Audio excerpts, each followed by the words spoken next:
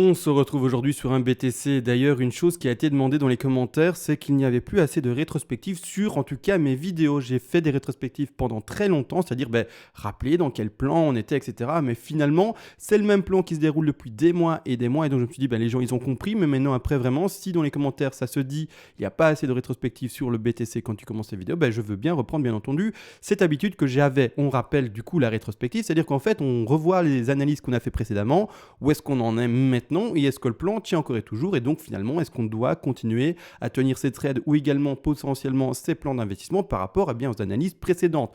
On repart du coup sur une date du 20 mars 2020, vous le savez, c'est il y a du coup très longtemps, c'est pour ça que je me suis dit les gens ils ont compris le plan, je vais arrêter mes rétrospectives. Apparemment non, c'est demandé, ça permet finalement de peut-être à chaque fois rafraîchir ses idées et dire oui en fait ça c'est vu depuis très longtemps, on est préparé à ça depuis longtemps et c'est ça le plan. Donc on rappelle le plan, depuis le 17-20 mars, on est passé sur une hausse du BTC. Au moment d'ailleurs de l'enregistrement, plus précisément du 20 mars, on était à 6000 et quelques dollars, 6652 dollars ici à droite, et on voyait la hausse avec la première zone de vente à 9510 000 dollars, seconde zone de vente ici, plus précisément à 12 000 et quelques dollars. Actuellement, on y est, on est à fond dedans, et donc voilà, donc la rétrospective, pour montrer que le plan, en fait, il est tenu à la perfection pour le moment, il n'y a aucune invalidation, enfin voilà. Donc je sais, j'ai arrêté un moment de le faire.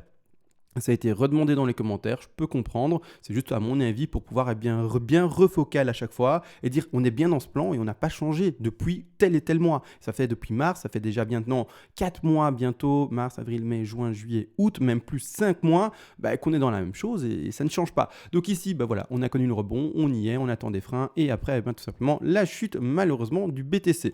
Malgré tout, c'est pas si simple. On a des plans de trade sur du long terme, on a du swing trade, on a également du scalping pour ceux qui sont vraiment dans l'exagération et vraiment qui veulent faire du trade à la minute, mais on va voir ça en vidéo bien entendu, et également durant cette vidéo. Je vais m'arrêter en fin de vidéo sur un plan boule, ça j'avais dit que j'allais l'exprimer.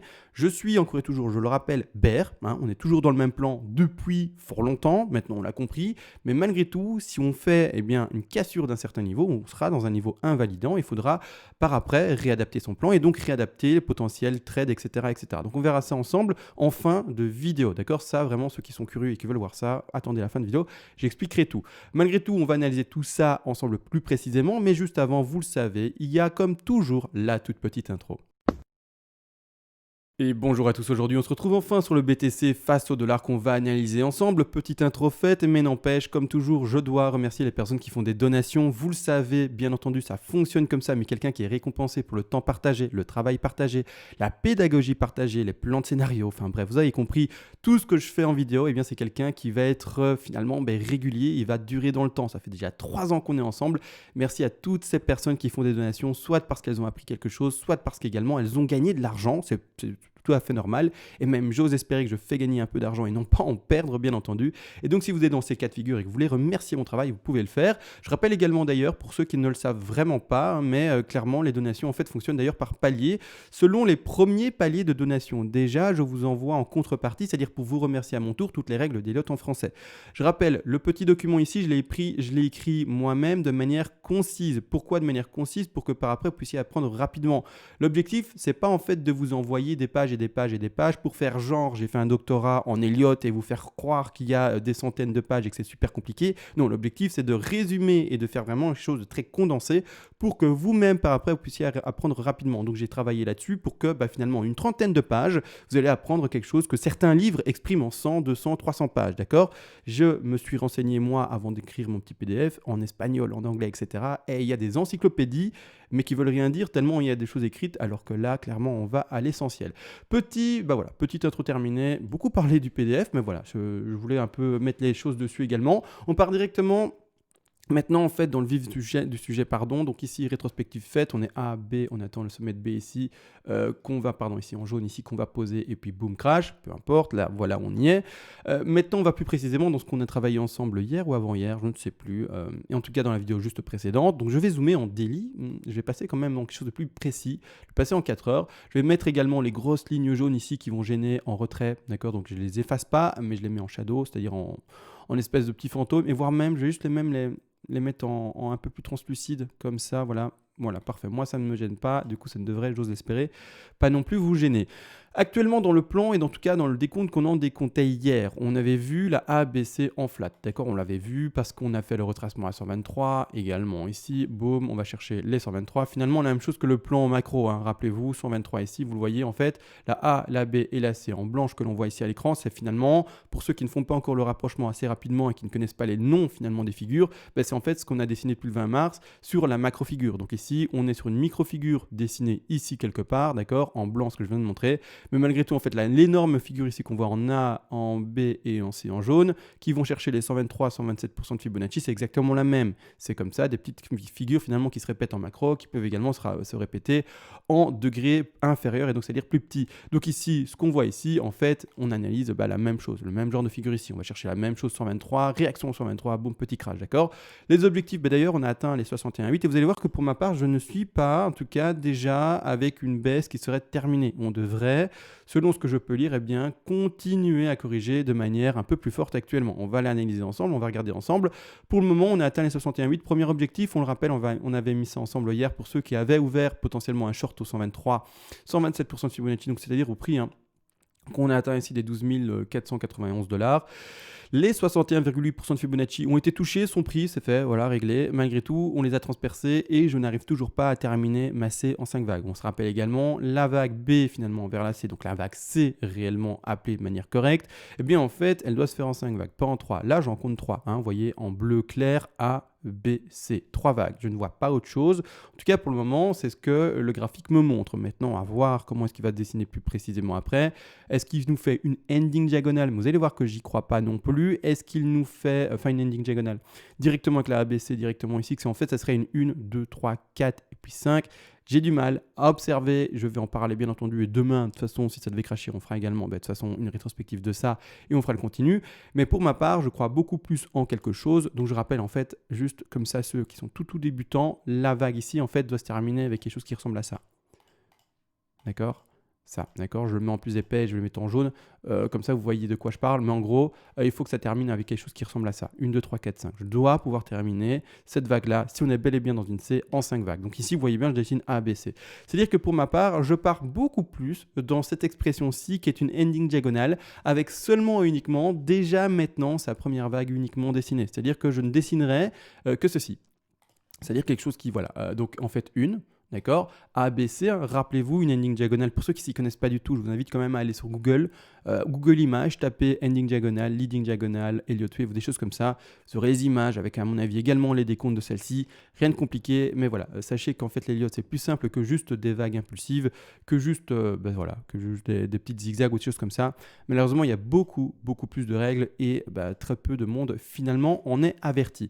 Également, petite chose, je ne sais pas si vous l'entendez, mais à côté de chez moi il y a des travaux, ils sont là avec des tronçonneuses, des marteaux piqueurs, enfin plein de choses. Si jamais j'entends que ça devient trop fort, je diminuerai, comme vous l'entendez maintenant, je diminuerai la sensibilité de mon micro, mais vraiment si c'est nécessaire. Là, je ne pense pas, donc je vais laisser ma sensibilité normale.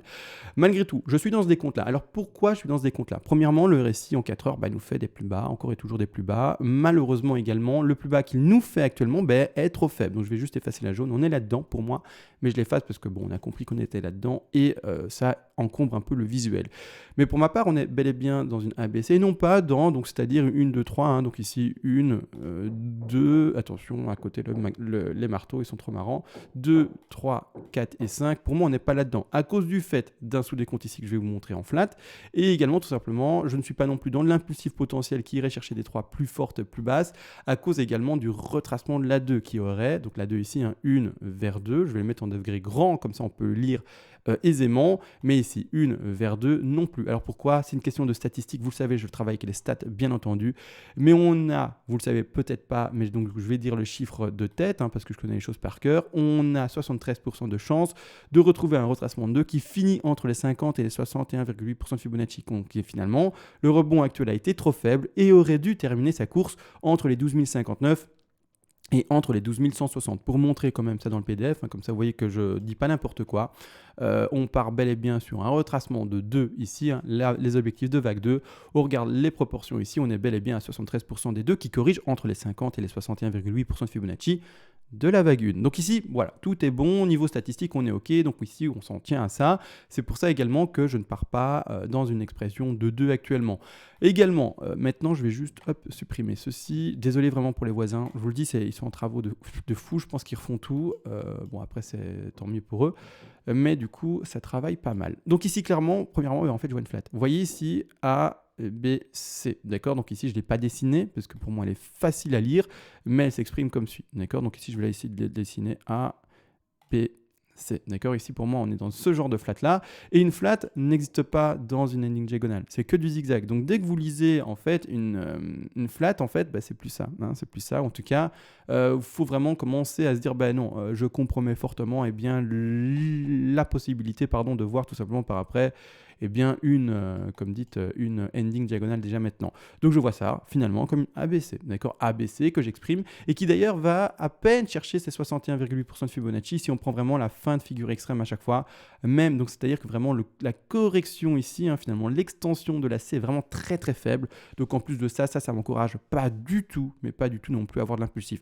Donc je pars vraiment dans comme ce cas-ci, le cas de figure, vous l'aurez compris, eh bien, tout simplement d'une zigzag, et donc le début d'une ending diagonale. À voir, bien entendu, là-dessus, vraiment, j'attends, comme dit, en fait, de voir la construction de ceci, parce que ça peut également se construire comme suit, d'accord? Donc, comme ça, vous êtes vraiment conscient de tout, ça peut également se construire comme suit, d'accord? Alors, c'est vraiment quelque chose qui, du coup, va ennuyer tout le monde, et vous allez vous dire, en fait, ça me rappelle une certaine figure, et il est vrai, il y a une figure qui a été effectuée pendant plus de 2 mois, il y a à peine maintenant quelques semaines, et qui a été juste atroce à vivre. Donc ici, on peut très bien connaître ça, d'accord? Ici A, B, puis après une espèce de consolidation à l'horizontale avec une légère tendance baissière, et puis enfin poser notre bas de 4 et connaître notre dernier rebond de 5, puis après, enfin, on l'espère, cracher.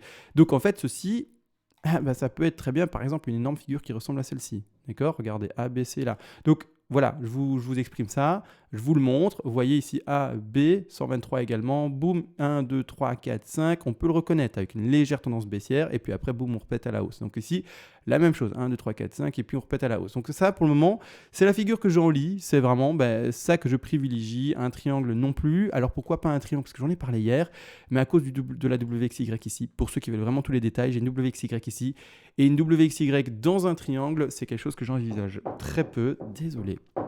Ah, je suis vraiment... Excusez-moi, en plus en montage, je déteste faire du montage, donc c'est-à-dire que j'aime pas couper, etc. Donc j'évite ça un minimum, donc bon, j'ai réglé ma sensibilité. En tout cas, j'ai essayé pendant qu'il frappait comme un malade. Donc ici, on part là-dedans, premièrement. Ensuite, on va voir par après, bien simplement le rebond. Le rebond, je ne vais pas forcément en parler aujourd'hui. Je n'ai pas fini ma figure baissière, d'accord? Donc c'est-à-dire que je vais attendre pour parler plus fortement du rebond de la 5 ici. Au moins une validation d'un rebond qui commencerait la 5, d'accord? Pour le moment, on n'y est pas. On n'est que dans l'expression finalement de la B vers la C, donc dans la vague C. Donc je ne vais pas commencer. Sachez juste que ce rebond-là n'a pas des objectifs énormes. C'est des objectifs qui vont chercher les 12008. Allez, 12008, voire même peut-être plus bas, si on va chercher plus bas. D'accord? Donc vraiment, ne vous attendez pas à ce que je vous annonce des 15 000, 20 000 ici avec ça. D'accord? Pas du tout. Au contraire, on reste ancré toujours dans cette zone des 123, 127, légèrement dépassée, mais vraiment on reste sur une grosse zone de résistance pour après, malheureusement, ou pas, finalement pas malheureusement non plus, ça peut également être une excellente zone de short ou également, vous l'aurez compris, une excellente zone, ce crash-là, une excellente zone de recharge, d'accord? Donc c'est-à-dire où on achète du BTC. Donc ici, on ne verra pas bien, je vais passer en délit, mais ceci... Oula, qu'est-ce que j'ai fait là à droite? Voilà, mais ceci, en fait, le crash, si c'était un crash, attention, c'est pas négatif. Si le cours baisse, ça vous permet d'acheter du BTC, d'accord? Rappelez-vous, il y a différentes stratégies d'achat pour les investisseurs et une des stratégies les plus malines également, c'est ne pas acheter le FOMO, c'est pas acheter quand tout le monde achète, mais c'est acheter les retracements. Donc finalement, c'est pas acheter quand ça FOMO comme là, c'est acheter quand ça descend ici, d'accord? C'est pas acheter, alors là, c'est chaud de le tenir, je le comprends bien, mais c'est pas acheter quand ça FOMO là comme des débiles, mais au contraire, c'est acheter quand ça corrige. Donc toujours la même chose, d'accord? Toujours la même chose. On vend quand ça monte, donc ici, en fait, les gens quand ils achetaient comme des, j'ai dit le mot, j'ai pas envie de le répéter parce que c'est pas mon genre, mais quand les gens achetaient ici de manière massive, en fait, nous, on est le genre des personnes à vendre et donc prendre le bénéfice. Quand ça crache de manière massive, quand les gens finalement veulent hold de manière infinie, nous, on commence au contraire à acheter les BS alors que les gens, ils n'ont toujours pas vendu leur affaire ici, d'accord? Donc, on a fait des bénéfices. Et puis, quand ça descend, on commence à acheter quand on a une confirmation, finalement, de nouveaux crash. La même chose ici, on évite Pour ceux qui ont cette stratégie-là, il y a d'autres stratégies. Il y a la stratégie de cassure de résistance et confirmation haussière, il y a la stratégie d'achat par palier de temps, etc., etc. Mais la même chose, on essaye, ou en tout cas pour ceux qui ont cette stratégie particulière, eh bien on évite d'acheter ceci, mais au contraire on achète tout ça, d'accord? Et la même chose, ça se répète encore et toujours, on évite d'acheter, vous l'aurez compris du coup, ceci et on achète tout ça, d'accord? C'est toujours la même chose, la même chose, la même chose, ça se répète et c'est comme ça, et puis c'est la question de l'offre et la demande, et ça ne changera pas. Donc ça on a vu. Maintenant, ce que je voulais également vous exprimer, alors je vais expressément changer de graphique à mon avis, j'espère que ce graphique-là, donc ici je vais expressément, oui c'est déjà en shadow, donc ça c'est pas mal, quoique je peux même aller sur un graphique complètement neutre. Je vais sur un graphique complètement neutre, je suis sur Bitstamp, il n'y a aucun dessin. Je vais vous montrer en fait le scénario boule, entre guillemets, c'est-à-dire que ce scénario serait haussier, d'accord? Mais n'empêche, il faudrait d'office des corrections là-dedans. N'oubliez pas, on ne monte jamais de manière infinie. C'est-à-dire que je pourrais décompter ceci de deux manières. Alors, j'ai du mal, je l'ai déjà expliqué dans toutes mes vidéos, à cause de ce retracement ici, cette consolidation horizontale. J'ai du mal, une 2 qui, eh bien, statistiquement, ne va pas chercher ces 73% finalement de probabilité, ce n'est pas pour moi une 2, ou en tout cas, on ne doit pas partir dans cette statistique faible. Maintenant, pourquoi pas, mais on verra. Premièrement, en fait, ce que je vais vous exprimer ici, c'est une potentielle 2. Je l'ai déjà expliqué dans les vidéos et je viens de le refaire maintenant. Statistiquement, c'est pas ça. Pourquoi? Je rappelle, je vais juste mettre le Fibo comme ça, vous le voyez visuellement. Pour ceux qui n'ont pas encore l'habitude de les termes, etc. Mais on va à peine chercher les 23,6, même pas 38,2. Et normalement, une 2, la jaune ici, va chercher les 50,68. On n'y est pas du tout. Je regarde juste le RSI pour voir le plus bas. Donc on est bel et bien sur un plus bas ici. Donc clairement, on est sur une 2. Si c'était une 2, statistiquement, qui a peu de chances d'avoir été finalement faite. Malgré tout, pourquoi pas? On peut l'accepter. Par après, vis-à-vis du RSI qui fait un nouveau plus bas, actuellement des plus bas ici, tout simplement également. Comme ici, on voit un nouveau plus haut, pardon, et puis après, on fait des plus bas. On peut être également, mais du coup, on fait déjà sur un sommet de 3. Alors, on va en parler de ça. Je vais montrer également ça dans le PDF après. On va également peut-être aller chercher du coup une 4, et puis après une dernière 5 également. Et puis après, de nouveau, une correction. Donc, vous le voyez bien, si on était là-dedans, on serait dans quel cas de figure? On serait dans le cas de figure d'une 3. Tout simplement, qui n'irait pas chercher ses objectifs de 161,8% de Fibonacci. Je le rappelle, une 3 qui ne va pas chercher ses 161,8, c'est également une 3 qui est extrêmement faible en statistique. Bon, je ne vais pas montrer non plus toutes les stats, sinon ça sera trop long à chaque fois à faire l'aller-retour entre le PDF et mon écran. Mais clairement, il faut comprendre une chose, c'est que ici, statistiquement, une 3 qui ne va pas chercher ses 161,8% de Fibonacci, c'est extrêmement rare. Donc c'est bel et bien ça que j'exprime. Normalement, une 3, il faut le comprendre, va terminer sa course là-bas, d'accord? C'est-à-dire à 18 899 $. C'est pas le cas. Actuellement, avec le récit qu'on lit, on ne termine pas du tout là et on termine ici, d'accord? Donc par rapport à ce que je lis, c'est une 3 extrêmement faible. C'est pour ça, je ne privilégie pas du tout les stats faibles. Et du coup, non, je ne pars pas là-dedans. Malgré tout, si on était là-dedans, pourquoi pas, d'accord? Alors, on va chercher du coup une bas de 4, d'accord? Et donc ici, par après, enfin, un dernier rebond de 5. Je vais vous expliquer tout simplement, en fait, comment on travaille cette dernière 5 si on était là-dedans. Mais vous allez voir que les objectifs haussiers ne sont pas non plus abusés, quoi. Donc, vraiment, il faut vraiment en avoir conscience. Donc, si on est dans ce cas de figure-là, donc dans un plan boule, et c'est-à-dire qu'en fait, à partir de ce moment-là, vous l'aurez compris, je vais mettre en blanc.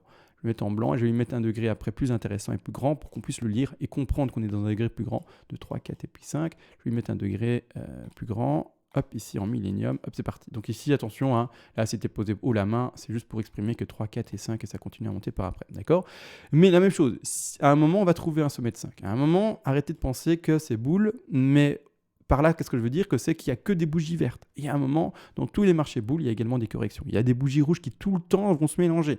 C'est ça l'offre et la demande. Il y a plus d'offres parfois, il y a plus de demandes parfois. Et c'est ça qui fait que le cours il monte ou il descend. D'accord? Donc ici, clairement, on va tout de même attendre du coup la fin de notre 5 et après, correction. D'accord? Correction. Et 50, 61,8. Donc une grosse correction par après. Ne l'oubliez pas. Malgré tout, comment travailler ça? On prend encore une fois et toujours, je le rappelle, son Fibo, là finalement je fais un petit cours pour ceux qui ont le PDF, qui ont déjà tout en leur possession mais qui veulent plus de précision et du coup voilà le suivi en direct, vous allez à la page je ne sais plus combien, vous regardez comment on construit finalement une 5 quand la 3 ne dépasse pas les 161,8 et on voit ça comme ça. Donc on clique 0, clic 0 comme mis sur le PDF, clic 1 sur le sommet de 3, puis ensuite on fait clic 3 sur le bas de la 4, pour le moment le bas de 4 n'est pas encore connu. Mais en tout cas, quand on verra le rebond s'effectuer, on pourra placer précisément notre Fibo. Les objectifs, et d'ailleurs c'est vrai, je l'ai corrigé cet après-midi, ou en tout cas ce midi. Prenez votre PDF et allez à la page, comme dit en fait finalement, et allez à la page où j'explique cela avec la 5 ici qui est... je suis dans les triangles, etc. C'est où Attendez. Je sais que c'est quelque part... Mais non, c'est pas si loin. Quelle page c'est Attendez 2 secondes. Ici, voilà. Allez à la page du coup 10 et corriger et ajouter le 38,2. Chez moi, il y est. C'est la toute nouvelle version du coup. Parfois, je le modifie, je corrige, je mets des observations en plus, etc. Ben là, c'est la toute nouvelle version. Mais du coup, ceux qui ont la version antérieure à aujourd'hui, et c'est la seule différence qu'il y a pour le moment, c'est les 38,2. Ajoutez-le, d'accord. Ajoutez l'objectif des 38,2, d'accord. Maintenant, voilà, c'est fait. Donc ici, clairement, en fait, les objectifs 38,2, d'accord. Donc premier objectif, d'ailleurs là où il y a le rectangle vert, d'accord. Oui, bah voilà, j'ai même pas fait exprès. Mais ici, clairement, 38,2, d'accord. Donc si vraiment ça devait péter, vous avez votre premier objectif de hausse à 38,2. Ensuite, on a un deuxième objectif de hausse qui lui s'installe à 61,8, c'est bien ça. Parce que je fais rarement ces figures-là, étant donné que c'est finalement des figures qui se produisent très très rarement, 61,8, 100 et 161,8. Donc finalement, c'est vraiment des figures qu'on fait très peu, 100 et 161,8. Donc ici, par après, un lang à ouvrir si vraiment on est dans cette configuration-ci. Mais je vous le dis, c'est pas du tout ce qu'il faut privilégier, d'accord. C'est vraiment pas ce qu'il faut privilégier. On pourrait donc péter, il est vrai, tout là-bas en haut. Ce serait quoi finalement la cassure d'un biseau ascendant vers le haut et du coup boum, grosse vague haussière. Mais il faut comprendre une chose, c'est pas ce qu'il faut privilégier, d'accord. C'est pas ce qu'il faut privilégier. Normalement, il faut privilégier la tendance indiquée par le biseau ascendant et ne pas privilégier la hausse. Un biseau ascendant qui se fait breaker finalement à la hausse a également une proportion, une statistique plus faible. Donc on va plutôt privilégier un biseau ascendant tout à fait normal si on est dans ce cas de figure-ci, avec un objectif des 38,2 qui vont chercher, vraiment pour donner un chiffre, les alentours des 14 360 $. À ce moment-là, nous on passera à boule parce qu'on aura pété les 13 100 et quelques dollars. Vous le savez très bien, 13 200, 13 100 $. Invalidation de scénario, on passe boule, on voit où se termine le biseau ascendant et par après, enfin, on prend le short s'il y a le short à prendre pour ceux qui veulent prendre. Et également, on va voir les zones de rachat. Donc ici, c'est vraiment ce qu'il faut privilégier, d'accord. Maintenant également, mais du coup, ne pas oublier que quand on sera, si on doit arriver dans ce décompte-là, n'oubliez pas, on est toujours et encore dans le même scénario depuis mars. Ce que je vous montre, c'est en cas d'invalidation et de la cassure franche des 13 100, 13 200 $. Pour moi, on n'y est pas du tout non plus. Donc pour le moment, je montre seulement le cas de figure où, si jamais, d'accord, c'est vraiment comme ça qu'il faut l'interpréter, d'accord, pouvoir se repositionner si c'est pas ce qu'on a vu depuis plusieurs mois maintenant ensemble qui devait se produire. À ce moment-là, on verra le sommet de 5, le sommet de 1 et encore une fois la correction de 2. La zone de rachat, je le rappelle encore une fois, la plus pertinente pour ceux qui veulent vraiment le faire selon des paliers, etc. Et donc la zone de rachat majeure selon vos paliers sera bien entendu indiquée entre la zone des 50 et des 61,8% Fibonacci. En partant dans la projection que j'en ai faite aujourd'hui, en ayant toujours aucune bougie de confirmer, etc. Donc vraiment un scénario projeté. Donc maintenant, vous l'avez bien entendu, mot scénario. On n'a encore aucune bougie pour vraiment faire ça de manière précise. Oui, c'est ça, de manière précise, et donc appuyer sur des vraies bougies et des vrais mouvements de prix. Mais n'empêche, on pourrait déjà atteindre et s'attendre à une zone de prix qui serait entre les 50 et les 61,8% Fibonacci, d'accord, qui serait entre les 9 128 $ et également un peu plus bas également ici les 7 887 $. Donc même dans un plan boule, il y a toujours des corrections, d'accord. Ne pensez pas qu'on va plus revoir du BTC à 7 000 $ ou 9 000. C'est tout à fait possible et c'est même voir en fait la zone de recharge, d'accord. Grosse zone de recharge pour après rebondir. Donc vraiment, ayez conscience de ça, même si on est boule, il y a toujours des corrections, d'accord. Il y a toujours des corrections et toujours des zones de rachat, d'accord. Donc attention à ça. Et également maintenant, plan boule montré. Je vais le mettre de côté, c'est pas celui que je privilégie du tout, mais bon, peu importe, encore une fois, on voit les choses avant qu'elles se produisent, si elles devaient se produire, comme ça, le jour où ça se produit, on est préparé, on sait dans quoi on est, et on a déjà tout dessiné à l'avance, on a déjà tout envisagé, etc. Et on sait du coup comment, finalement, se comporter. Ici, on se retrouve en fait sur les futurs. Il faut comprendre qu'il y a eu un petit gap, même pas un petit gap, mais un gap assez intéressant qui a été dessiné ici, aux alentours des 9 800 $. Plus précisément, si on va vraiment chercher les prix, c'est 9 920 $. Et un peu plus bas ici, ce sont les 9665 $. On a un beau gap qui a été ici dessiné. Rappelez-vous, je le rappelle, un gap à 8 chances sur 10 d'être comblé. Je rappelle également, je donne 8 chances sur 10, donc proportionnel, pour vraiment faire comprendre que c'est pas du 5 chances sur 10, donc pas une chance sur 2, mais plus que 5 chances sur 10. Donc c'est vraiment un chiffre non scientifique. Donc j'aurais pu dire 9 chances sur 10 ou 7 chances sur 10, mais vraiment pour faire comprendre finalement qu'un gap est souvent, fréquemment comblé. Donc ici, on a un gap à 9800, 9700 $ à combler. Donc ici, tout à fait normal également de voir finalement le cours redescendre sur ce niveau de support. Ne pas oublier qu'on a des micro-gaps ici qui ne se voient pas en daily. Il faut passer en 4 heures et voir même peut-être parfois en horaire pour les voir. Mais on a des micro-gaps qui s'étendent des 7640 à ici plus bas les 6000 et quelques dollars. Et on a un dernier gap. Il ne faut pas non plus l'oublier celui-là. Je suis désolé pour ceux qui ne veulent pas y croire. Et personnellement, ce n'est pas une question d'y croire ou pas, mais c'est une question qu'il y a le gap là. Et donc, il faut le mettre dans son plan de trading et dans son plan d'investissement. Ça sous-entend quoi?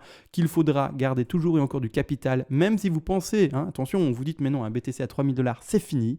Ok, d'accord. Et je ne dis pas non, je suis d'accord avec vous, c'est peut-être fini, peut-être qu'on ne verra plus jamais un BTC à 3000 $, mais malgré tout, comme on ne lit pas l'avenir et comme on est humble et on a cette humilité de dire on ne sait pas l'avenir, donc on garde encore un peu et toujours du capital pour acheter là-bas en bas. C'est-à-dire, imaginez-vous que le BTC, en fait, il prend tout le monde à revers, qu'il n'est pas actuellement extrêmement bull, qu'en fait le crash mondial continue à cause de, vous savez très bien quelle pandémie et finalement quelle catastrophe il y a pour toutes les entreprises, etc. Enfin bref, les faillites vont seulement arriver maintenant, hein, la grosse vague, c'est bien gentil, mais en termes économiques, hein, je parle, attention, hein, je parle pas d'autre chose, mais les vagues de faillite, etc., les gens qui vont aller au chômage, etc., ce n'est qu'à venir, attention, là maintenant on a vu qu'il y a un soubresaut des affaires, mais ça va malheureusement s'étendre sur plusieurs années à mon sens. Dites-vous que l'été est juste catastrophique pour beaucoup de personnes et surtout touristique. Donc ici, clairement, il faut comprendre une chose, c'est que le marché peut très bien vous prendre tous à revers. Tout le monde pense que c'est boule. En fait, non, hein, rien à voir. Boum, on descend et on va chercher le gap ici, hein, qui est indiqué en vert. Alors, je vais passer du coup en 4 heures pour le montrer. Je vais zoomer dessus.